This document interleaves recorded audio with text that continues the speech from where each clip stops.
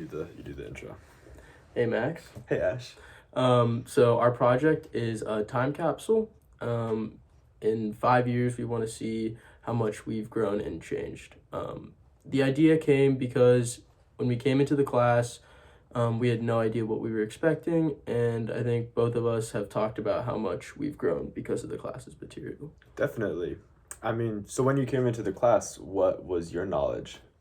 Right. I think so I was most knowledgeable being Indian about discrimination towards racial minorities, specifically on social media.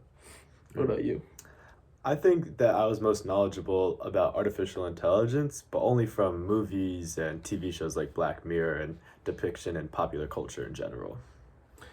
So what do you think the most surprising thing you saw then was, or you learned? Yeah, learning about the vocal recognition software and how it picked up different dialects slash accents, or I should say didn't pick up specific dialects and accents, was really interesting. And then seeing the visual representation of that in the news article that we listened to during the class, that was also very interesting. Definitely. Mine's a little bit different, but I had a lot of family members that were um, doctors or workers in medicinal institutions, and I guess this was my first exposure to learning about the racism that takes place.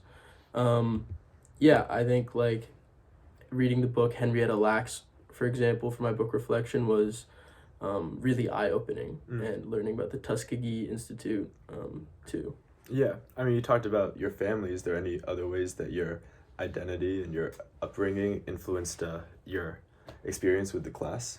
Sure, I touched on this earlier, but I grew up in a predominantly white area with a sister, and basically I saw how much she had to struggle on social media trying to fit this Eurocentric view of beauty, and going to India, for example, like really blatantly. When I was with her and we were watching TV or cartoons, the commercials that would come up in the meantime were of skin whitening creams that were meant to make you more attractive. So that was like pretty difficult to deal with as a kid I'm sure. and confusing. I think mine's definitely a little different, but also it comes down to where I grew up. Since I grew up in a pretty heavily populated city, I think I always had some misunderstandings when it came to technology, especially the access of technology.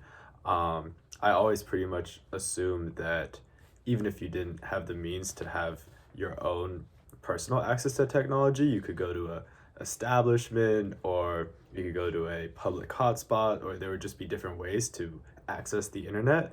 And doing some research on my own, and then just through what we've learned through the class, I really realized how important geography is when it comes to technological access, because there are places in the country that really still don't have broadband, don't have service like that, which is kind of just shocking coming from like this incredibly interconnected world that I come from. Yeah, New York City. Yeah. Yeah.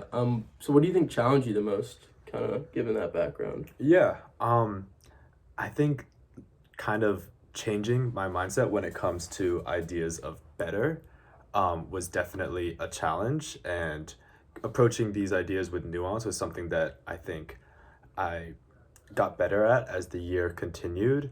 A quote that really stood out to me throughout the year was, better always means worse for someone.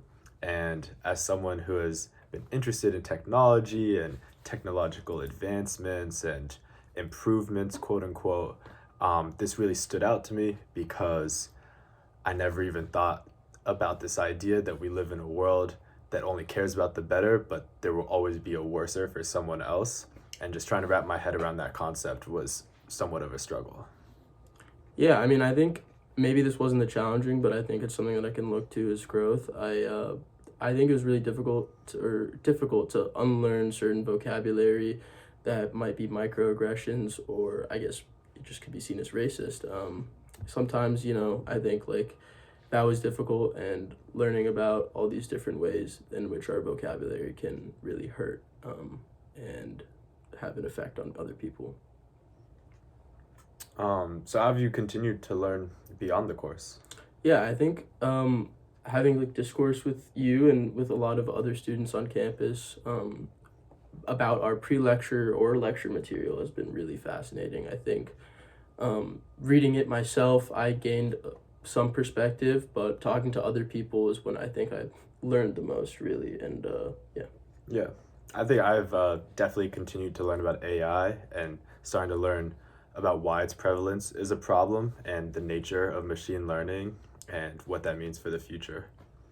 Speaking of, what do you think is next for the future? It's a really good question. I think, I mean, I obviously don't know, but I think certainly there's going to be some development in AI being used in our homes and more so in our everyday lives. That's fair. That's fair. I think that's a good prediction. Honestly, I feel like I can't give a prediction. I feel like we're in such a weird time period right now with the state of technology that it's really anyone's best guess at this point. Yeah, I would say that's fair.